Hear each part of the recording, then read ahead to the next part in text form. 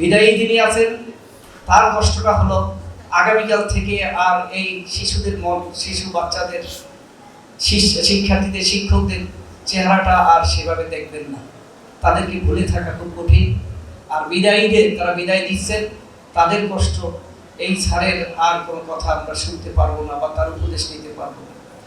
আবার আনন্দ হলো এটা স্যারের ক্ষেত্রে যে স্যার হয়তো একটি আবদ্ধ জীবন থেকে একটি মুক্ত জীবনে চলে যাবেন, সেখান থেকে সে এতদিন একটি গণ্ডির মধ্যে কিশোরীকে সে সার্ভিস দিয়ে তাদের শিক্ষার্থীদের সে এবং শিক্ষকদেরকে গাইডলাইন করতেন। এখন পুরো বাংলাদেশটা তার, পুরো বাংলাদেশের সামাজিক এবং অন্যান্য ক্ষেত্রে তার অবদান রাখবেন।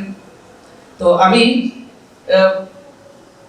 অনেকদিন থেকে স্যারের সাথে পরিচয়, কিন্তু কিছুদিন ধরে আমরা খুব ক্লোজলি কাছাকাছি কিছু কাজ করছি। কারণ আজকের যিনি প্রধান অতিথি, আজকের যিনি সভাপতি বীর মুক্তিযোদ্ধা আব্দুল সালাম স্যার, আমরা তার কাছ থেকে আমরা জেনেছি যে সব শিক্ষাক্ষেত্র, শিক্ষার্থী এবং শিক্ষক এরা কখনোই কোনো রাজনৈতিক পরিচয় দিয়া তার কাছে যাক সেটা তিনি চান না।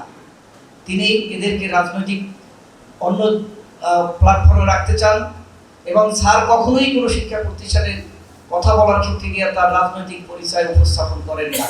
কারণ স্যার একজন শিক্ষা অনুরাগী। তিনি এই মোহাম্মদপুর, আদাবর এবং শেরেবাংলা নগরে একটি সংগঠন আমাদেরকে বলেছেন যে আপনারা একটা শিক্ষক সমাজ নামে আপনারা কিছু শিক্ষামূলক কাজ করবেন। এই সুবাদে রহমতুল্লাহ স্যার এবং আমি অত্র এলাকার শিক্ষকদের সাথে মিশছি। এই কাজ করতে গিয়ে আমি স্যারকে নতুনভাবে আবিষ্কার করেছি।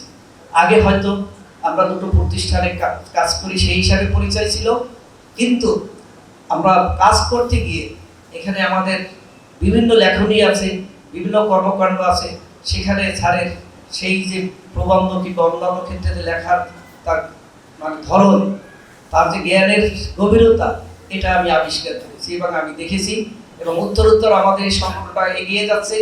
ইতিমধ্যে স্যার এই সংগঠনের মাধ্যমে বিভিন্ন কর্মসূচি পালন করেছেন এবং সামনের দিকে অনেক কর্মসূচি হাতে নিয়েছেন।